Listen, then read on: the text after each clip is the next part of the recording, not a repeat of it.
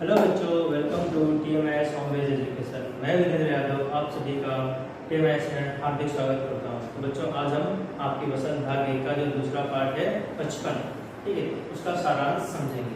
सबसे पहले देखेंगे इसके जो लेखक हैं, इनकी जो लेखक हैं उनका नाम है कृष्णा सोबती जी। कृष्णा सोबती जी क्या है, इस पार्ट में उनके ज़माने की बात बता रही है। वो करीब हमसे काफ़ी उम्र में बड़ी है, हो सकता है हमारी दादी की उम्र की हो, या हमारी नानी की उम्र की हो, या बड़ी मौसी की, या बड़ी चाची की उम्र की हो, मतलब हमसे काफ़ी उम्र में बड़ी है, करीब 70-100 साल पहले समझ लीजिए। तो देखिए, वो अपने बचपन की बात हमें बता रही है कि वो जब छोटी थी तो वो किस तरह के कपड़े पहनना पसंद करती थी, ठीक है, उस समय किस तरह का चलन ज़्यादा हुआ करता था, तो उस सब के बारे में हमको इस पार्ट में वो कृष्णा सोबती जी बता रही हैं। तो सबसे पहले उन्होंने यहाँ पर कहा है कि वो किस उम्र की है, वो हमारी दादी की उम्र की है, ठीक है, हमारी दादी की उम्र की या फिर हमारी नानी की उम्र की भी हो सकती है। आगे उन्होंने कहा कि जब वो छोटी थी तब उन्हें कैसे रंग पसंद थे, उन्हें काले, मतलब उन्हें काफी कोई बदलाव हुआ है, मतलब कह रहे हैं उस समय से और इस समय में काफी चीजों का बदलाव हुआ है। पहले वो गहरे रंग पसंद करती थी पहनना, मतलब जो गहरे रंग के होते हैं, जो डार्क कलर के कपड़े होते हैं, वो पहनना बहुत पसंद करती थी। लेकिन आज जब वो काफ़ी उम्र वाली हो चुकी हैं तब उन्हें हल्के रंग के कपड़े पसंद आते हैं, मतलब जैसे कि काफ़ी जो हल्के रंग के हों, जो लाइट कलर हों, वैसे अच्छे लगते हैं। उसके बाद उन्होंने अपने कुछ कपड़ों के बारे में बताया है कि पहले वो फ्रॉक, फिर निकर, ऊपर स्कर्ट, गरारे वगैरह जैसे कपड़े पहनना बहुत पसंद करती थी, जैसे चूड़ीदार और घेरदार जैसे कुर्ते बहुत पहना करती थी। उसके बाद उन्होंने कहा कि बचपन की कुछ फ्रॉक तो उन्हें आज भी याद है, बचपन में कुछ ऐसे कपड़े हैं जिनकी याद उन्हें आज भी है, आज भी उन्हें याद है कि वो बचपन में किस किस तरह के कपड़े पहना करती थी। जैसे कि यहाँ पर बताया है उन्होंने कि बचपन के कुछ फ्रॉक मुझे तो आज भी याद है, जैसे कि हल्की नीली और पीली धारी वाला फ्रॉक, हल्का जो नीला कलर का है पीली धारी वाला फ्रॉक है, उन्हें आज भी याद है। और गोल कलर और बाजू पर भी गोल, जो गोल कलर, गोल जिसमें कॉर्ड कैसा था, एकदम गोल जैसा था। आगे वो कह रही है कि एक हल्के गुलाबी रंग का बारीक सूटों वाला घेरदार फ्रॉक, नीचे गुलाबी रंग की फिट, और कुछ एक ऐसा भी उनका फ्रॉक था जो उन्हें आज भी पसंद है। कौन सा था?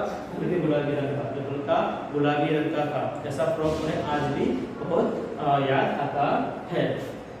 आगे वो हमें कह रही हैं कि उन दिनों फ्रॉक के ऊपर जेब में रुमाल, मतलब उस समय क्या करते थे लोग, ऊपर की जेब में रुमाल रखना ज़्यादा पसंद करते थे, क्योंकि जो कपड़े होते थे उसके ऊपर की जेब हुआ करती थी, तो उसमें रुमाल रखने का काम करते थे, जो हम अभी साइड के नीचे की जेब में रखना पसंद करते हैं। आगे कह रहे हैं कि लेमन कलर बड़े प्लेटों वाला गर्म फ्रॉक, और कुछ गर्म कपड़ों के बारे में भी उन्होंने यहाँ पर बताया है कि कुछ गर्म कपड़े भी ऐसे थे जो कि गहरे रंग के थे, जो उन्हें आज भी याद है। आगे देख रहे हैं, आगे उन्होंने हमसे कहा है कि उनके स्टॉकिंग में, मतलब उनके स्टॉक में क्या क्या था, उनके स्टॉकिंग में, मतलब स्टॉकिंग मतलब उनके सामान में कौन कौन सी चीज़ें थी, वो भी उन्हें आज तक याद है कि भाई क्या बोलते हैं, यहाँ पर अपने मोजे और स्टॉकिंग भी उन्हें याद है, अपने मोजे खुद धोने पड़ते थे। और वो कह रही हैं कि उस समय क्या हुआ करता था, घर में नौकर वगैरह होते थे, लेकिन वो मोजे वगैरह धोते नहीं थे, जो मोजे पहनते हैं जो शूज के साथ में वो खुद ही धोया करते थे, क्योंकि नौकरों को मोजे धोने की सख्त मनाही थी, तो उसमें जो उनके पैरों में जो मोजे पहने जाते हैं वो खुद ही साफ किया करते थे। आगे में कहा गया है कि धोने लगती सरल मोजे, मुझे आज भी बूट पॉलिश पसंद है। बचपन में इतवार के दिन, संडे के दिन वो क्या करती थी, अपने जूतों को, जो स्कूल के जूते होते हैं, वो उन्हें खुद ही साफ करती थी और साफ करके उसे पॉलिश कर चमकाती थी, उन्हें खुद ही पसंद है ये सभी काम। आगे उन्होंने कहा है कि अब नए नए किस्म के जूते आ चुके हैं, उस समय एक ही तरह के जूते हुआ करते थे। जब नए जूते लेते थे तो क्या होता था, पैर में छाले का डर से वो क्या करती थी, कॉटन मतलब रुई रखना पसंद करती थी, मतलब पहले से ही रुई रख लेती थी जूतों में, कहीं जब दूर जाना हो तो, ताकि क्या हो, पैर में छाले ना हो, पैरों में कांटे ना हो। तो उस समय वो क्या करती थी, उनकी पहले से तैयारी करके रखती थी। लेकिन आजकल तो क्या है, नए नए जमाने के जूते आ गए हैं, फैशन के आ गए हैं, तो उनको पहनने में इतनी तकलीफ होती नहीं है। फिर उन्होंने कहा है कि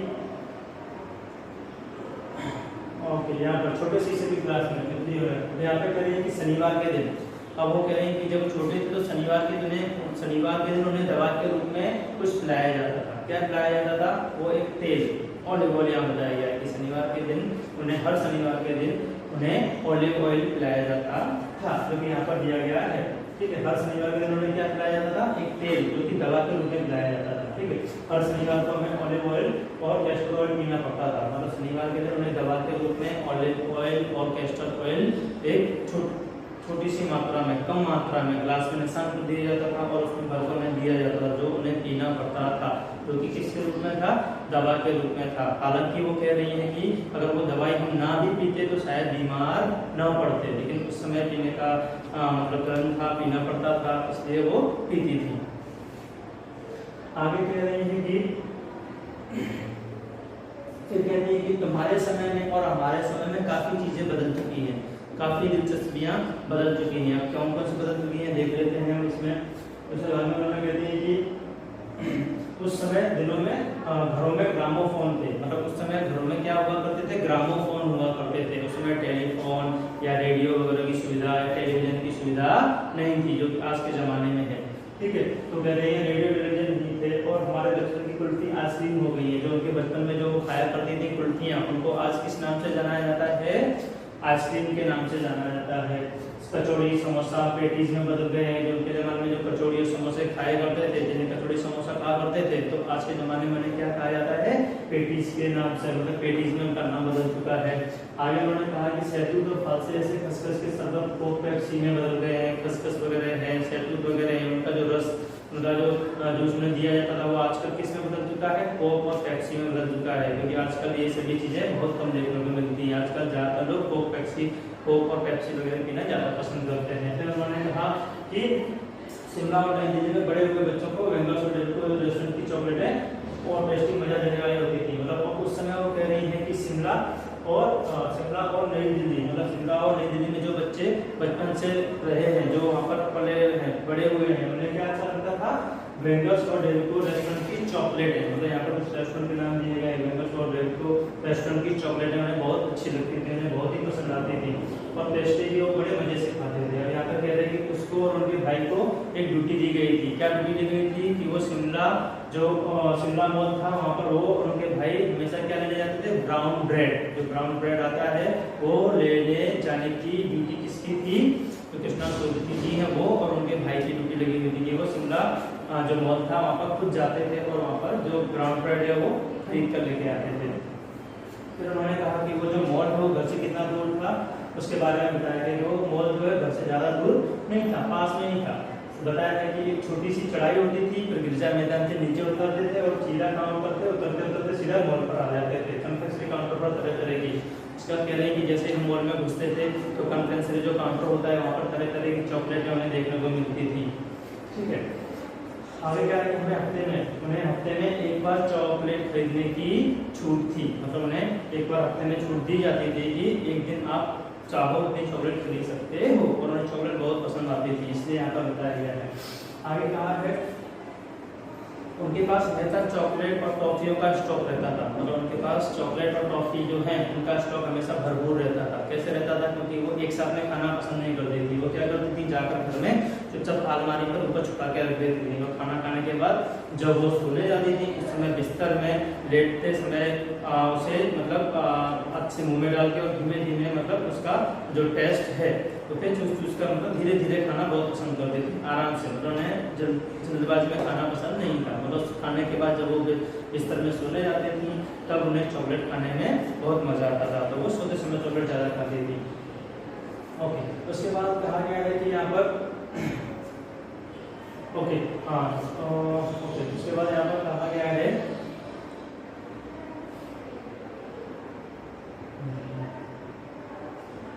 शिमला के काफल भी बहुत याद आ रहे हैं। यहाँ पर जब वो शिमला में रहती थी तो वहाँ पर काफल नाम के कुछ फल हुआ करते थे, आज भी यहाँ पे देखने को मिलते हैं, जो कि पहाड़ों में लगते हैं।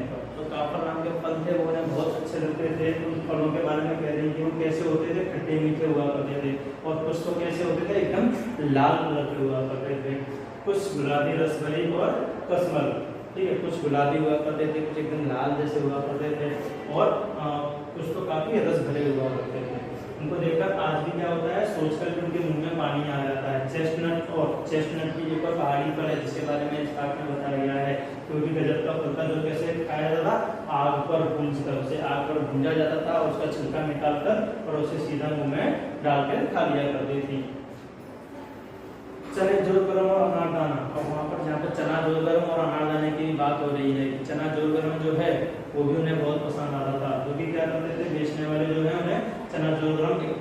कागज में ऐसे बांधकर और उसमें थोड़ा सा चूरन डालकर भुरक कर और उन्हें दे दे करते थे, जो वो बड़े प्यार से मजे ले लेकर धीरे धीरे खाना बहुत पसंद करती थी। आगे कहा गया है यहाँ पर भी कुछ बच्चे उसमें क्या करते थे, जो चना जोगरम लेते थे उस पुड़िया पर क्या है काफी ज्यादा नमक डलवा लेते थे, काफी तेज मसाला भरवा कर खाना पसंद करते थे, क्योंकि किसी किसी बच्चे को क्या ज्यादा मसाला डाल के खाना पसंद आता था। तो उन बच्चों के बारे में उन्होंने कहा कुछ बच्चे क्या करते थे, ज्यादा मसाला डालना पसंद करते थे, तो वो उससे ज्यादा मसाला डालकर उसे प्यार से रस भरकर मतलब मजे लेकर धीमे धीमे खाया करते थे। छुटपन में उसके बाद बचपन की करेगी शिमला मिर्च पर बहुत मजे किए करते थे, घोड़ों की सवारी की है शिमला के हर बच्चे को कभी ना कभी यह मौका मिल जाता था। उसका शिमला में कह रहे हैं कि उन्होंने घोड़े की सवारी भी काफी की है, वहाँ पर जितने बच्चे थे उनको कभी ना कभी घोड़े पर घुड़सवारी करने का मौका अवश्य मिल जाता था।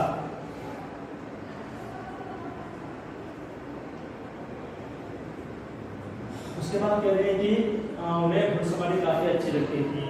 ननिहाल में घोड़े को कुछ लोग खूबसूरत हुआ करता है। वो उसके बाद कह रही है यहाँ पर कृष्णा सोचती कि उनका ननिहाल जो नाना जी का घर था वहाँ पर घुड़सवारी काफी हुआ करती थी, वहाँ उन्हें घुड़सवारी करने का काफी मौका मिलता था। ठीक है, उनके जो घोड़े हुआ करते थे वो काफी हष्ट-पुष्ट मतलब काफी कैसे होते थे, ताकतवर, हष्ट-पुष्ट मतलब खाते पीते मतलब अच्छे तंदुरुस्त हुआ करते थे।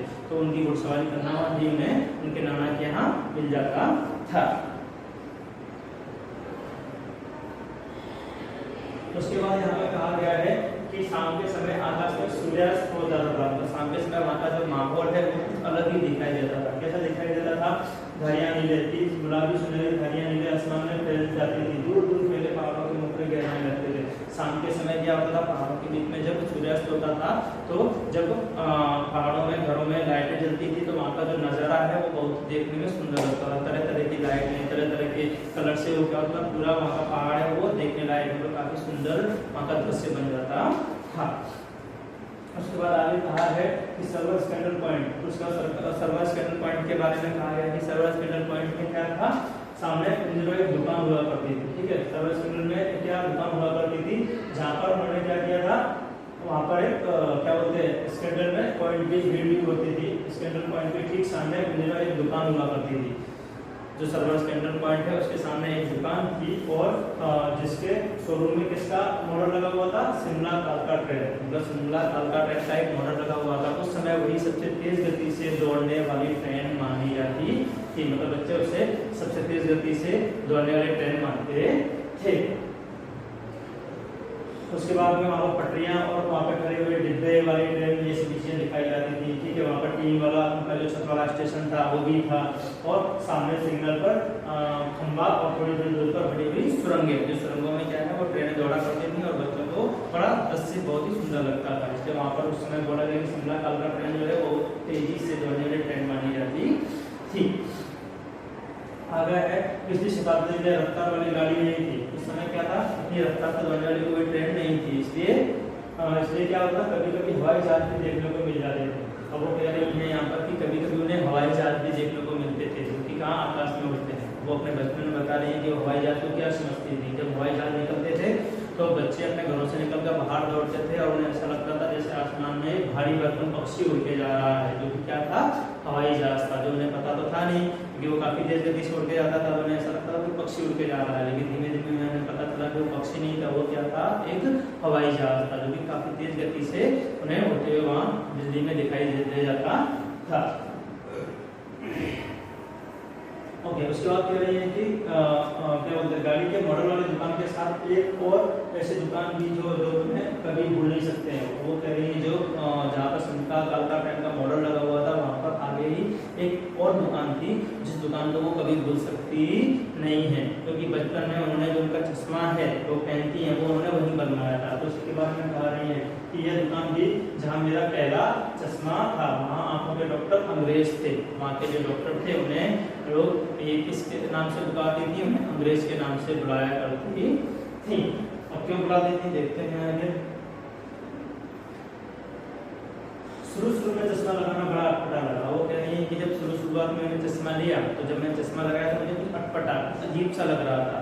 हम अक्सर कुछ चीज़ जब पहली बार पहन लेना हमें अटपटा ऐसा लगता है, तो यहाँ पर वही कह रही है कि जब उन्होंने शुरुआत में पहली बार जब चश्मा पहना तो उन्हें कुछ अटपटा, कुछ अजीब सा लगा, लेकिन कुछ दिनों के बाद उन्हें उस चीज़ की आदत पड़ गई। लेकिन पहली बार पहना तो उनका भाई उन्हें कुछ कहकर पुकारता था।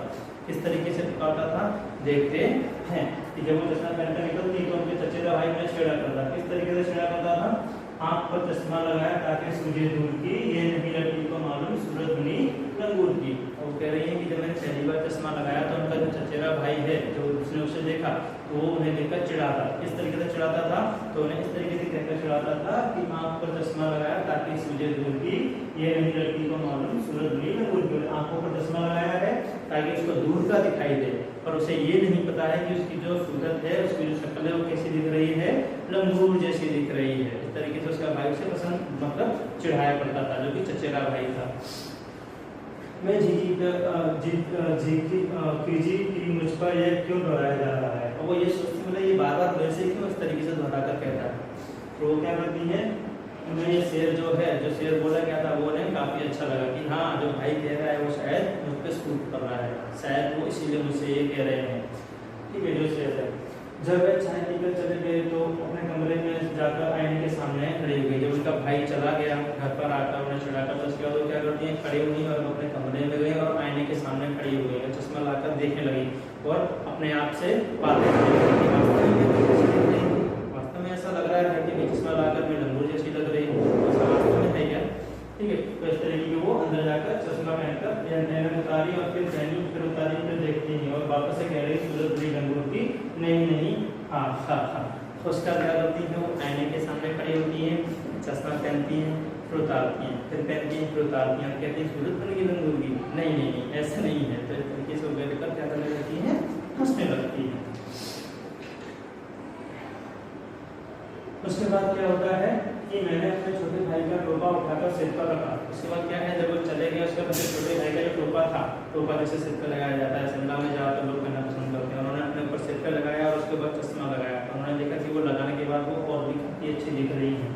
ठीक है, चेहरे के साथ घुल मिल के आया। चश्मा अब कभी हुआ तो चश्मा जब भी खतरा हुआ होता है तो चेहरा खाली खाली लगने लगता है। अब वो कह रहे हैं कि अब मैं जब इस उम्र की हो चुकी हूँ तो इतने सालों से मैं चश्मा लगा रही हूँ, अगर मैं अब चश्मा उतारती हूँ तो मुझे मेरा चेहरा कैसा लगता है, कुछ खाली खाली ऐसा लगता है। सीधी सी बात है। तो वो बचपन से उस चश्मे को पहन रही हैं और आज वो करीब 100 साल से ऊपर हो चुकी हैं, तो जब वो चश्मा उतारेगी तो उन्हें सीधी सी बात है चेहरा है जो खाली खाली लगेगा। तो कह रही है मुझे चश्मे की आदत पड़ चुकी है, अगर मैं वो उतारती हूँ तो मुझे क्या लगता है, मेरा जो चेहरा है वो खाली खाली लगने लगता है। उसके बाद कह रही याद आ गया है टोपा, काली रंग का चश्मा और लंगूर की सूरत। और वो कह रही कि मुझे आज भी वो जो काले रंग का चश्मा मैं लगाती हूँ वो आज भी याद है, जो कि कैसा था, काली फ्रेम वाला था, और वह टोपा जो उनके भाई का जो उन्होंने सिर पर लगाया था चश्मा पहनने के बाद में। ठीक है, और उसके बाद उनका भाई जो उन्हें लंगूर की सूरत कहकर बुलाता था वो भी शेर उन्हें आज भी याद है। हाँ, इन दिनों शिमला में मैं सिर पर टोपी लगाना पसंद करती हूँ। आजकल वो शिमला में रह रही थी जहाँ पर उन्हें टोपी लगाना बहुत अच्छा लगता है। टोपी लगा रही हैं और साथ में चश्मा भी पहनती हैं, जो कि अब एक तरीके से उन्हें काफ़ी लुभाने लगा है, अच्छा लगने लगा है। इसलिए वो कह रही है कि अब मुझे क्या है, चश्मे के साथ टोपी लगाना भी बहुत अच्छा लगता है, बहुत पसंद है।